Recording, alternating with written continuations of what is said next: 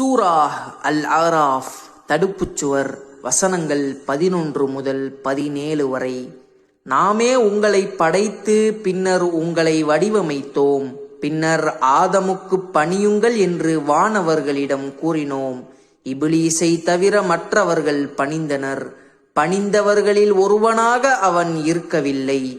நான் உனக்கு ஏவிய போது நீ பணியாமல் இருக்கும்படி உன்னை தடுத்தது எது என்று இறைவன் கேட்டான். நான் அவரை விட மேலானவன்.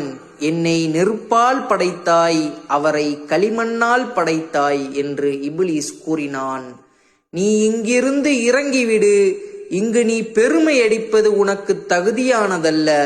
எனவே வெளியேறிவிடு, நீ சிறுமையடைந்தோரில் உள்ளவன் என்று இறைவன் கூறினான். அவர்கள் உயிர்ப்பித்து எழுப்பப்படும் நாள் வரை எனக்கு அவகாசம் அளிப்பாயாக என்று இபிலீஸ் கேட்டான். நீ அவகாசம் அளிக்கப்பட்டோரில் உள்ளவன் என இறைவன் கூறினான். நீ என்னை வழிகேட்டில் விட்டுவிட்டதால் அவர்களுக்காக உனது நேரான வழியில் உட்கார்ந்து கொள்வேன். பின்னர் அவர்களுக்கு முன்னாலும் பின்னாலும் வலப்புறங்களிலும் இடப்புறங்களிலும் வழிகெடுப்பதற்காக அவர்களிடம் வருவேன். அவர்களில் பெரும்பாலானவர்களை நன்றி செலுத்துவோராக காணமாட்டாய் என்று இபிலீஸ் கூறினான்.